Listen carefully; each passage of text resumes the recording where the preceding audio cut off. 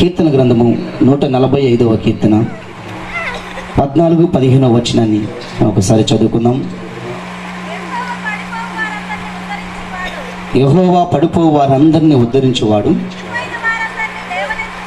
కృంగిపోయి వారందరినీ లేవనెత్తువాడు. చాలు.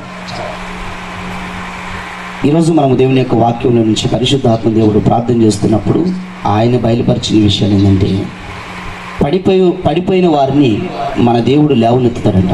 హల్లెలూయా. లోకంలో చాలామంది పడిపోతున్నారు. ఈ రోజున అనేక కుటుంబాలు పడిపోతున్నాయి. మనం చూస్తూ ఉంటాం. కొన్ని రోజులు కొన్ని కుటుంబాలు బాగుంటాయి, ఆ తర్వాత కొద్ది రోజుల తర్వాత ఆ కుటుంబాలు మరి వారి మధ్య సమాధానం లేక, వారి మధ్య సరైన ప్రేమ లేక, వారి మధ్య సరైన అవగాహన లేక, కొన్ని కారణాల చేత ఆ కుటుంబాలు పడిపోవడం మనం చూస్తున్నాం. మన కుటుంబం పడిపోయినప్పుడు ఆ పక్కన కుటుంబం మన కుటుంబాన్ని చూసి ఏం చేస్తుందంటే అపహాస్యం చేస్తుంది, అంటే నవ్విద్ది. మనం పడిపోయాం అనుకోండి, మన ఇతరులు ఏమంటారంటే, అమ్మాయి బాగుందిరా, వీళ్ళు ఎప్పుడు పడిపోతారా అని నేను చూశాను, మంచిది, ఇది జరగాలి వీళ్ళకి అని చెప్పి మనుషులందరూ కోరుకుంటారు. ఎందుకంటే ఈ లోకము ఎవరికి వారే గొప్ప కావాలనుకుంటారు.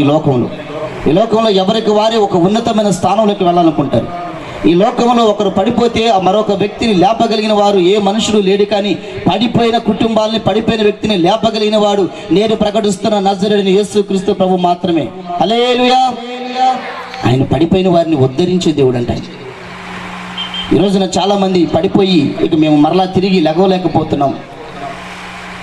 ఏ కుటుంబాలైతే పడిపోతున్నాయో, ఏ కుటుంబాలైతే ఇక లెగవలేని స్థితిలో ఉన్నాయో, ఈ రాత్రి దేవుడు నీతో చెప్తున్నాడు, ఒకవేళ నువ్వు పడిపోతే నీకు చేయూత సహాయం అందించడానికి ప్రభువైన యేసు ఉన్నాడు నీతోటి. ఒకవేళ నువ్వు కృంగిపోతే నిన్ను లేవనెత్తడానికి నజరేయుడైన యేసు ప్రభు ఉన్నాడు సహోదరుడా.